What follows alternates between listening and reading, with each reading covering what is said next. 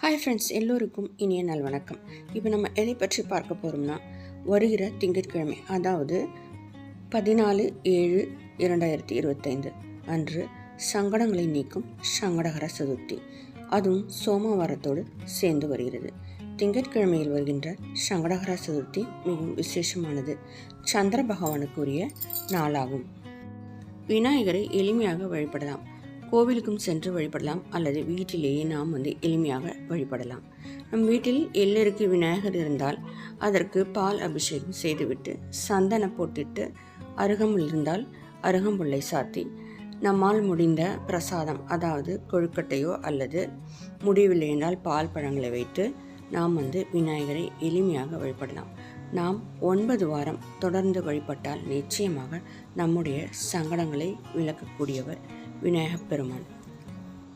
கோவிலுக்கு செல்ல முடிந்தால் நாம் அபிஷேகத்திற்கு பால் எடுத்துக்கொண்டு போய் கொடுக்கலாம். பிறகு நாம் தானம் செய்யலாம். பச்சரிசி வெல்லம் கூட நாம் தானம் செய்யலாம். கோவில் குருக்களுக்கு கூட நாம் கொடுத்து விட்டு வரலாம். சந்திர பகவானை மனோகாரகன் என்று சொல்லும்.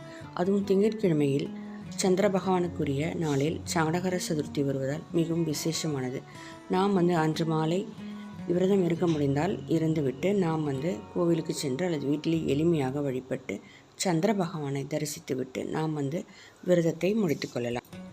நாம் 9 வாரங்கள் தொடர்ந்து விநாயகரை வழிபட்டால் சங்கடகர சதுர்த்தியில் சங்கடங்கள் நிச்சயமாக நம்மை விட்டு விலகும். எந்த தொல்லை இருந்தாலும், கடன் தொல்லையோ அல்லது நம்முடைய ஆரோக்கியம், பிள்ளைகளின் படிப்பு மற்றும் திருமண தடை அல்லது தொழில் சார்ந்த முன்னேற்றம் எதுவாக இருந்தாலும் நாம் விநாயகரை வழிபட்டால் நிச்சயமாக நமக்கு வெற்றியே கிடைக்கும்.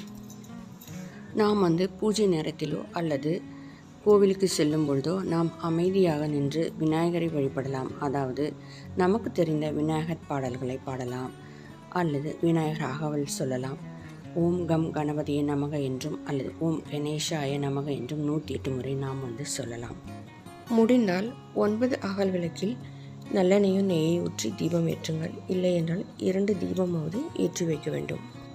விநாயகர் படம் இருந்தால் துடைத்துவிட்டு மஞ்சள் சந்தன போட்டிட்டு பூக்களால் அலங்காரம் செய்துவிட்டு, அதே மாதிரி நமக்கு அருகம்புல் கிடைத்தால் அருகம்புல்லை சாத்திவிட்டு எளிமையான நெய்வேத்தியம் செய்து வைத்துவிட்டு நாம் விநாயகரை வழிபட்டால் நிச்சயமாக நம்முடைய கஷ்டங்கள், கவலைகள் நம்மை விட்டு விலகும். விநாயகர் நமக்கு அனுகிரகத்தை கொடுப்பார். ஃப்ரெண்ட்ஸ், இந்த வீடியோ பிடிச்சிருந்தால் லைக் பண்ணுங்கள், ஷேர் பண்ணுங்கள், மறக்காமல் சப்ஸ்கிரைப் பண்ணுங்கள். Friends, thank you.